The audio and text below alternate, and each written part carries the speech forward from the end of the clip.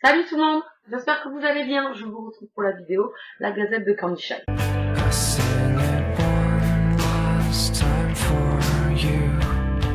Je vais vous montrer les dernières lectures que j'ai faites. Donc j'ai 4 romans à vous montrer, c'est 4 romans que j'ai lus fin février, puisque j'ai pas fait de vidéo depuis un petit moment. Le silence de Mélodie de Sharon N. Draper aux éditions Michel Lafon. J'ai adoré cette lecture. J'avais très peur en fait. Au vu du sujet, j'avais peur que ce soit très larmoyant, que je pleure pendant toute ma lecture et tout.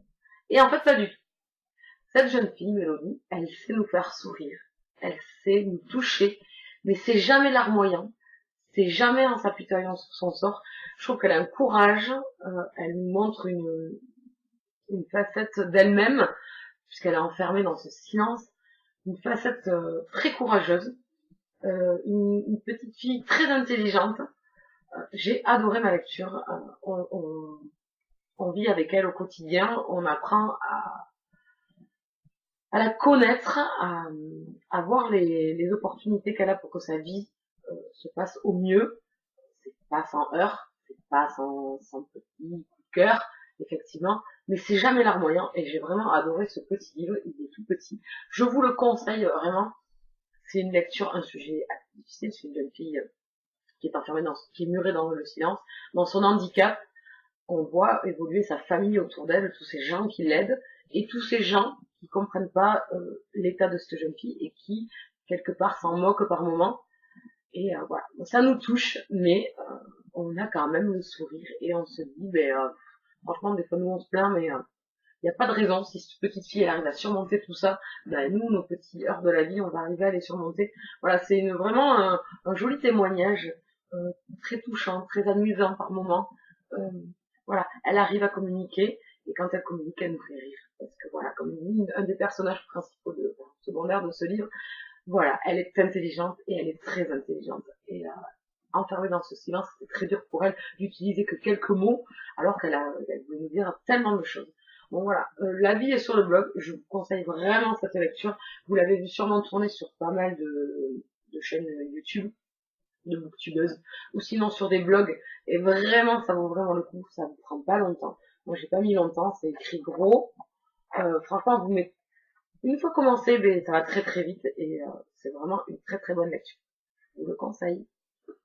Contemporaine, c'est le tome 3 de Draw et Fable, ici c'est 3 secrets entre nous de Monica Murphy, aux éditions Milady, collection Grande Roman.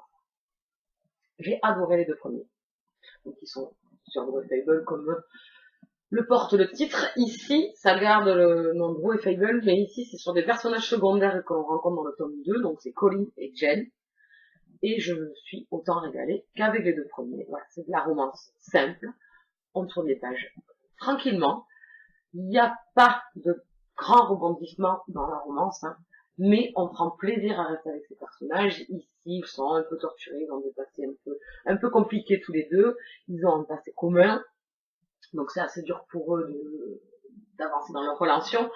Voilà, c'est plaisant. On garde une lecture détente, on se pose, on n'a pas besoin de réfléchir. C'est de la romance simple, fluide, légère, détente comme j'aime en lire souvent. Et ici, ce tome 3 est aussi bien. Et forcément, on nous donne un avant-goût de peut-être l'avenir. Donc on a un tome 4, on note des personnages que l'on a dans tous les tomes, qui ont fait un bond en avant. Donc là, j'ai hâte parce que c'est un des personnages qui m'intrigue maintenant, parce que on le retrouve ici, il a mûri, il a grandi et tout. Donc 4 ans de plus, il me semble vraiment de voir l'homme qu'il sera devenu et qu'est-ce que son homme nous révèle. Donc ici, on retrouve bien évidemment Draw et Fable. Il faut dire qu'ils ont une place quand même beaucoup moins importante que dans les 2 premiers, puisqu'ils ne sont pas les personnages principaux, mais on prend quand même plaisir à les retrouver, à avoir de leurs nouvelles, et qui viennent de mettre leur grain de sel dans l'histoire de Colin et Jen. Voilà, une bonne petite romance. J'ai beaucoup apprécié ma lecture. Pareil, l'avis est déjà sur le blog. Je vous le conseille. Et du coup, je l'ai eu en papier. J'avais lu les 2 premiers en e-book. Mais du coup, je me suis procuré en occasion les 2 autres tomes comme ça. Je les aurai dans ma bibliothèque. Voilà, romance contemporaine. Je crois, sans dire de bêtises, que j'ai mis 8 ou 9 sur 10. Je ne sais même plus trop, mais je crois que c'est ça, 8 ou 9 sur 10. une romance encore, une romance contemporaine. J'ai lu Fairfield, Ohio, de Mia Topic aux éditions Delpierre.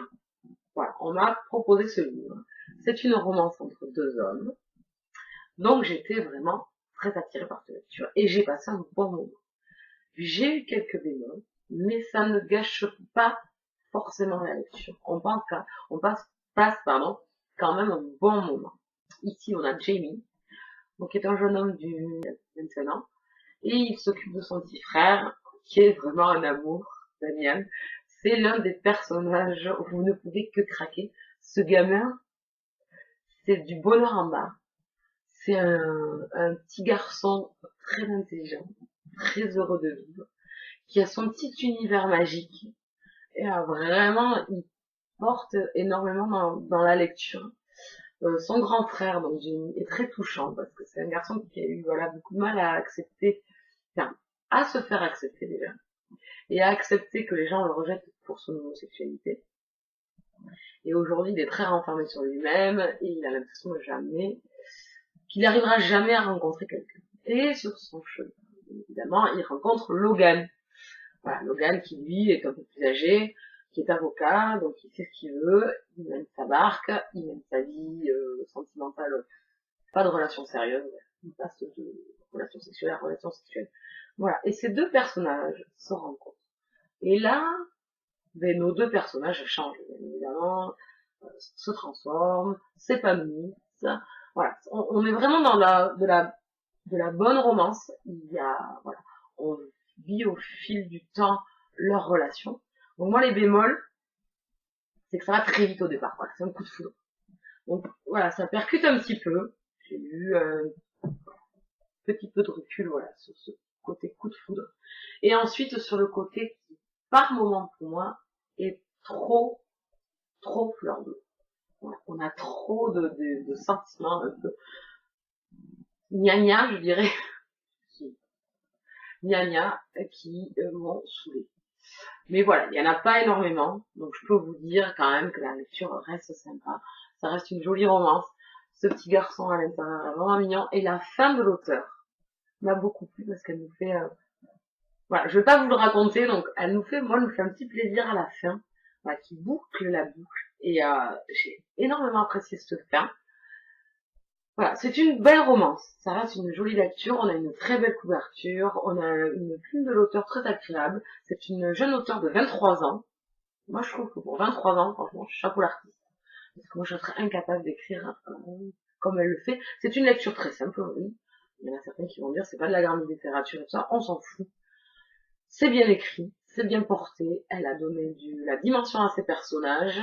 Elle a Voilà, il a fait une belle romance, voilà, une romance homosexuelle. Moi, j'en ai pas lu beaucoup, donc j'ai pas énormément de comparaisons. Ici, j'ai passé un bon moment. J'ai eu quelques ratés avec une autre romance homosexuelle. J'ai eu un coup de foudre avec voilà, mes chouchous de la confrérie d'Adagamor, mais on est carrément dans d'autres registres littéraires. Donc voilà, il n'y a pas de comparaison faisable. Ici, j'ai passé un bon moment. Et pareil, mon avis est sur le blog. Donc voilà, on passe un bon moment. D'autres avis sont tombés sur cette lecture qu'on nous a proposée et qui est très bien passée. Voilà. Et le dernier, donc on reste en romance contemporaine et dans le new adulte. Et ici, c'est le tome 3 de Falling, donc la saga de Jacinda Wheeler, Ici, c'est le tome 3, Lui succomber, aux éditions Michel Lafon. Pareil, j'ai adoré les deux premiers. J'avais bien aimé le tome 1, j'avais mis un 8, je crois. J'avais adoré le tome 2, je sais pas, j'avais plus transporté de la façon dont vous avez relaté cette nouvelle romance et la façon de revenir sur les événements qui sont arrivés à nos personnages du tome 1. Voilà, il y avait tout un ensemble qui faisait que ce tome 2 m'a ravi. Et ici, on a un tome 3, donc j'ai adoré. On est avec les enfants, on est avec la fille des personnages du tome 1. En fait. Donc on fait un bond en avant sur 20 ans presque, enfin 18 ans. Et on suit donc la fille de Colton et Nell, qui s'appelle Kylie. J'ai oublié son prénom par contre. Kylie. Et j'ai adoré. Adoré déjà parce que sur 3 tomes, l'auteur change sa façon de nous présenter sa romance. Voilà. Le tome 1, on a 2 romances en une. Le personnage principal a 2 romances dans son histoire. Voilà, c'est lourd, c'est dur, c'était génial. Le tome 2, on a les personnages secondaires où on nous raconte la romance, mais en parallèle, on nous raconte la romance d'un œil différent de la romance, de ce qui arrive dans la romance 1. Donc déjà, voilà, c'est amené. Et dans ce tome 3, on retrouve nos personnages du tome 1, donc avec un bond en avant de 20 ans, et avec d'autres personnages principaux. Donc vraiment, dans les 3 tomes, c'est ce que j'ai adoré fait par l'auteur, c'est qu'elle nous le présente 3 fois, 3 romances différentes, et présentées différemment. Voilà. Je sais pas si je m'explique bien sur ce ressenti que j'ai sur ces 3 façons de nous conter 3 romans. Voilà, où on reste quand même avec toujours les mêmes personnages. Donc on tourne autour d'eux, on apprend, on continue à être avec eux et on les suit vraiment dans l'histoire, donc avec des yeux différents et c'est vraiment plaisant. Ici, donc Kylie est racontée par 2 voix masculines. Donc, déjà ça aussi, c'est un petit peu. Donc voilà, l'auteur à chaque fois nous amène une façon différente de nous raconter son récit. Ici, c'est un récit purement masculin. Donc, on retrouve le personnage masculin principal. Je vous laisserai le découvrir. C'est Oz. Je l'ai adoré. C'est un mélange de Colton, bien évidemment. Il y a 90% de Colton. Donc, c'est une fille, je dirais. Et on retrouve donc le père de Ned. Et c'est vraiment un pur bonheur de suivre Colton. Ici, il m'a énormément plu. Alors que dans le tome 1, je l'avais bien aimé. Mais j'étais restée quand même sur ma retenue. Ici, je l'ai adoré. Voilà, dans ce personnage de papa un peu rebelle, je l'ai adoré. Sa fille est très mûre pour son âge, mais elle a ce côté un peu naïf, de 18 ans, on va dire. Mais ses parents la laissent faire ses propres choix. Et je trouve ça bien, voilà, ses propres erreurs qui sait, voilà. Mais au moins, il lui laisse mener sa barque, tout en la conseillant. Et je trouve ça super bien. Voilà, c'est tout petit. Ça passe crème, c'est raconté, voilà, on a des points de vue d'alternance qui, moi, me plaisent toujours dans ce type de romance. J'adore avoir plusieurs points de vue. Ça apporte vraiment du plaisir à la lecture. On tourne les pages vraiment plus facilement. Voilà, donc ici, c'est Oz et Colton qui nous racontent l'histoire. C'est vraiment un pur bonheur. On a un autre point de vue à la fin, c'est le petit bonus, je vous laisserai le découvrir. Donc moi, c'est un régal. Pareil, ici, nous aurons droit à un tome 4 avec un des personnages secondaires de ce récit qui m'a vraiment touchée, même si par moments il m'a énervé. Voilà, on peut comprendre son mal-être, sa colère, et j'ai hâte de le retrouver dans la suite pour voir comment lui, sa vie va évoluer vis-à-vis de ses choix. Donc, je vous la conseille également. Ça passe crème, détente, on se pose, on lit, on prend du plaisir. Voilà, lui se combat, pareil, la vie est sur le blog. Mais c'était un 8 ou 9 sur 10, donc c'est quand même pas mal. Je vous les conseille. Voilà, on a fait le tour des 4 lectures du mois de février, puisque je suis à la bourre. Et je vous souhaite une bonne soirée, je vous en ai pas plus longtemps, et je vous dis à très bientôt. Ciao, ciao!